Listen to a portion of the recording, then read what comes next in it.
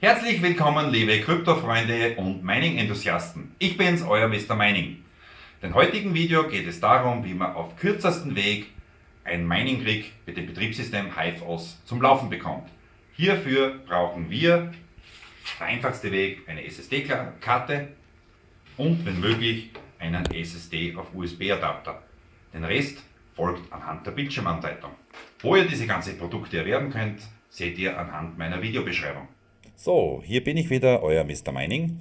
Wir sind jetzt auf der Homepage von HiveOS Farm.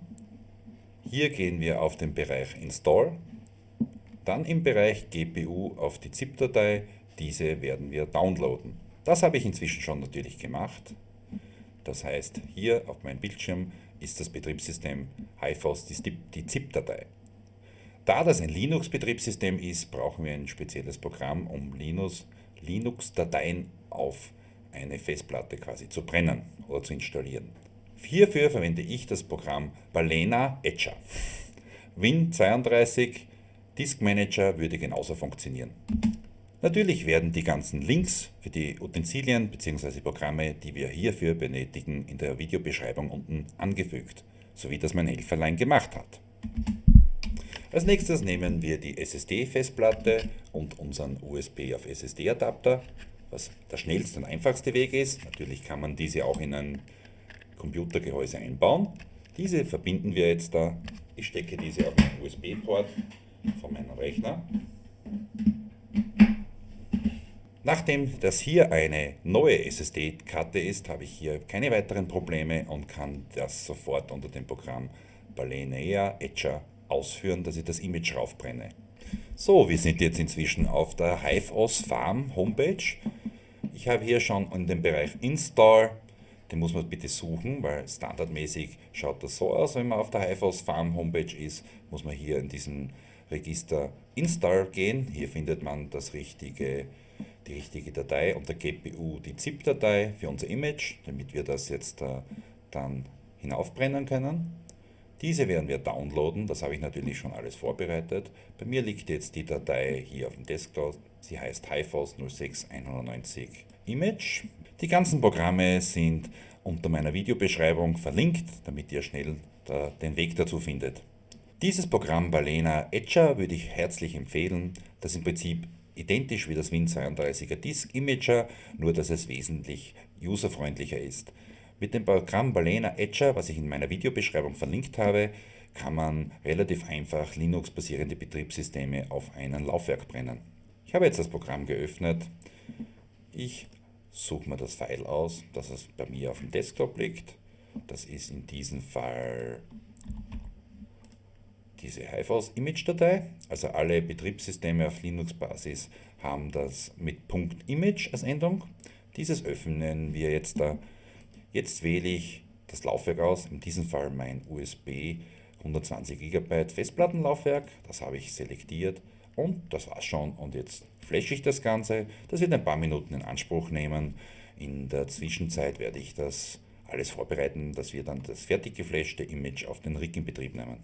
So, inzwischen hat das Ganze ein Ende gefunden. Ich schalte wieder um, mache mich ein wenig kleiner. Hier steht Flash Complete und das war's im Großen und Ganzen. Das heißt, ich werde jetzt diese Festplatte von USB-Stecker trennen, von meinem Standrechner, wo das Flashing-Tool gelaufen ist und werde diese Festplatte jetzt da einbauen bei meinem Mining-Rig. Als nächstes würde ich empfehlen, auf den HiveOS Farm-Bereich einen Account anzulegen, weil sonst funktioniert das Ganze natürlich nicht. In diesem Fall bitte eine echte E-Mail-Adresse hinterlegen. Die E-Mail-Adresse ist essentiell wichtig, weil nämlich ein Registrierungslink hier zum Ausführen ist, damit man diesen Account freischalten kann. Des Weiteren wird man dann aufgefordert, einen 2FA-Token, das heißt diesen Google Authenticator Code, zum Installieren, weil sonst kann man sich in Zukunft hier nicht einloggen. Zu dem Thema 2FA-Token werden wir ein eigenes Video hochladen. Des Weiteren würde ich mich freuen, wenn du da unter diesem Video bei diesem HiveOS Registrierungslink dich über meinen Namen registrierst, damit würdest du mich hier tatkräftig unterstützen. Ich habe natürlich schon einen Account auf HiveOS, das heißt, das sind meine Login-Daten und jetzt sind wir genau bei diesem spannenden Thema, bei den 2FA-Code und den habe ich natürlich auf meinem Smartphone oben auf meinen Google Authenticator und ich gebe jetzt da meinen Hive aus Code ein, der permanent wechselt, wie es bei diesen zwei FA-Codes der Fall ist. Ich habe jetzt gerade zum Eingeben für eine kurze Zeit 296, 466. Ich habe mich inzwischen hier angemeldet auf der HiveOS-Seite, nachdem ich ein bisschen Startschwierigkeiten gehabt habe mit meinen Login-Daten. Wir sind jetzt in dem Bereich, wenn man am Anfang noch gar nichts hat, muss man hier eine Farm anlegen. Das heißt Enter Farm Name. Das habe ich natürlich schon alles gemacht. Ich habe hier meine Farm. Meine Rigs sind alle offline, weil sonst würde man hier das akustisch nicht ganz schaffen, außer diese ASIC Miner, die was extern unterwegs sind. Ich habe jetzt da schon einen User angelegt. Das ist sozusagen das 8x8 GB Rig. Wir werden jetzt aber der Vorführungshalber einen neuen Worker anlegen. Das heißt jetzt Add Worker Test aus YouTube. Das war eigentlich alles. Ein Passwort müssen wir noch hinterlegen. In meinem Fall nehme ich einen ganz einfachen 0815 Passwortcode. Ich habe diesen Worker jetzt geaddet und das war es eigentlich schon.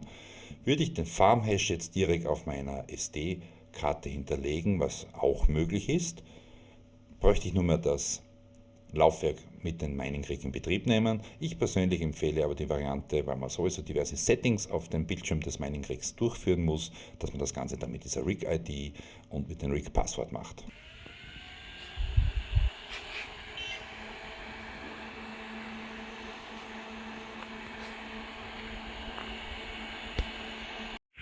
So, inzwischen habe ich mein Mining Rig gestartet. Das Betriebssystem ist gerade im Booten und auf diesem Mining Rig sieht man, habe ich 4 GPUs laufen, die Radeon R9 Fury 9X mit 4 GB Speicher. Ein bisschen müssen wir noch warten, weil sich das HiveOS Betriebssystem noch die aktuellen Libraries vom HiveOS Server runterholt.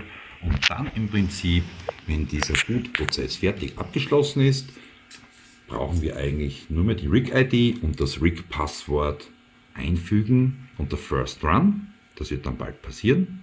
So, das HiveOS-Betriebssystem hat sich sämtliche aktuellen Libraries und dergleichen vom Internet downgeloadet. Man sieht hier auch, NoConfig ist geladen. Das heißt, ich habe keinen Farm-Hash ursprünglich auf der Festplatte hinterlegt, weil ich den konventionellen Weg angegangen bin. Das heißt, ich gebe hier jetzt meine Rig-ID an. Diese ist in meinem Fall die 1506702.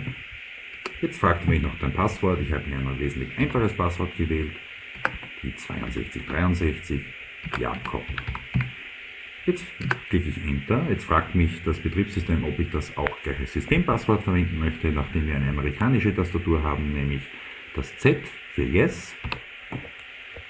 Also Z in der deutschen Tastatur. Passwort Change successfully. Sending Hello zum Server. Und das war es im Prinzip. Das Rig ist jetzt da online und kann man quasi remote steuern. Wichtig für eine Remote-Steuerung ist, dass wir die Motherboard BIOS Settings, die Funktion Power Loose Automatic Reboot aktiviert haben, damit man dieses Mining Rig auch wie einen ASIC Miner bedienen kann. Hier sind wir fertig, den Rest können wir über den Webbrowser von HiveOS jetzt da durchführen. So, wir sind jetzt da auf der Webbrowser-Oberfläche von HiveOS. Hier ist unser Worker Test HiveOS YouTube, der was 4 Grafikkarten, die R9 4 GB Fury an Bord hat. Und hier steht noch Missed Flight Sheet. Wenn ich jetzt weiter reingehe, sehe ich hier, ob meine Grafikkarten richtig erkannt worden sind vom Motherboard, die Temperaturwerte und das dahinter sind die Lüfterdrehzahlen und die Wattwerte, was aktuell verbraucht werden. Tuning-Werte sind noch keine eingeführt. Diese müssen wir dann manuell weiters bearbeiten. Was ganz essentiell ist, wir haben noch keinen Flight Sheet hinterlegt. Hierfür werden wir noch ein eigenes Video drehen, weil das Thema Flight Sheets auf HiveOS oder generell auf Linux basierenden Betriebssystemen, die was kein Wallet direkt auf dem Mining Pool anbieten, ist für sich eine Wissenschaft. Hierfür werden wahrscheinlich ganz viele Videos kommen. Ich habe hier einen vorbereiteten Ravencoin Flight Sheet, damit das Video eine gewisse Kürze hat. Das heißt, ich suche meinen vorbereiteten Ravencoin Flight Sheet. Hier ist der Flight Sheet über den Binance Wallet mit den Pool 2 Miners. Ich verwende hierfür den Team Redminer on HiFOS. Man betätigt nur die Rakete, somit wird diese Information zum Arbeiter geschickt, dass der Team Redminer jetzt den Kampau-Algorithmus zum Betreiben hat. Dieser wird die Arbeit über Servers raven2miners.com, also über den 2miners Pool, zugewiesen, und der Pool selber, 2miners, zahlt mir auf meiner Binance Ravencoin Adresse dann meine geschürften Ravencoins aus. Jetzt gehen wir wieder auf die Overview. Irgendwann, wenn alles ideal läuft, sollte hier dann eine Hashleistung angezeigt werden, weil wir haben ja schon den Flight Sheet aktiviert. Es fehlt ja die rote Rakete. Man sieht nach unten, es ist noch kein Hash verfügbar mit Not Available. So, inzwischen hat es unser Team Redminer geschafft, dass er eine gewisse Hashleistung reproduziert. Das ist unser Testtrick. Hier sind unsere Standard-Settings. Das heißt, mit den Standard-Settings würden wir auf der Radeon R9 Fury Nano X mit 4 GB momentan in etwa um die 10 MHz schaffen, was jetzt nicht wirklich beeindruckend ist. Das heißt, jetzt heißt es, Overclocking und Tuning States zu setzen. Ich werde noch einmal aktualisieren, ob inzwischen schon eine höhere. Jawohl, das ist natürlich sehr beeindruckend. Wir haben gerade 16,76 MHz, das heißt, ohne eine Overclocking und Tunings zu setzen, haben wir eigentlich schon die maximal zu erreichende Hashleistung dieser Karte generiert. Das hat aber folgenden Beigeschmacken. Die Leistung, man sieht sie, die wird wirklich effektiv verbraucht, die 149 Watt. Die Karte hat einen sehr hohen Energiebezug, trotzdem ist sie sehr interessant für Ravencoin Mining. Sie hat großes Potenzial, weil 16 MHz ist keine Kleinigkeit auf den Ravencoin. Aber man sieht, die Karten werden heiß, das heißt, wir müssen da Optimierungsmaßnahmen wählen. Das einfachste ist, wenn man noch keine Overclocking-Setting hat, man geht hier auf dieser, sage ich mal, Drehzahlanzeige und hier geht man auf Popular Preset. Wir wählen aus den Kampau-Algorithmus oder Ravencoin, was einfacher zu finden ist. Jetzt schauen wir mal, ob wir den Ravencoin hier finden. Jawohl, hier ist er schon. Dann schauen wir, was die aktuellsten, also die R9 Fury Settings wären, die was einem von HiFOS vorgeschlagen werden. Hier hätten wir 100% der HiFOS-User nutzen diese Overclocking Settings, das werde ich auch jetzt tun. Dieses File nimmt und hier ist dann ganz wichtig, dass man auch diese Add-Button drückt, damit dann das auf alle GPUs übertragen wird. Ganz wichtig, Save. Und wir sind hier im Grenzbereich. Ich hoffe, es geht sich noch aus, bevor die Karten überhitzen und das Rig dann abstürzt.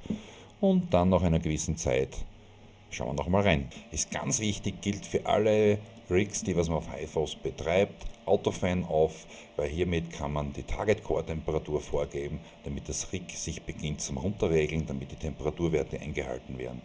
Ich mache jetzt Target-Temperatur mit 65 Grad für den Core, also für die GPU, quasi CPU.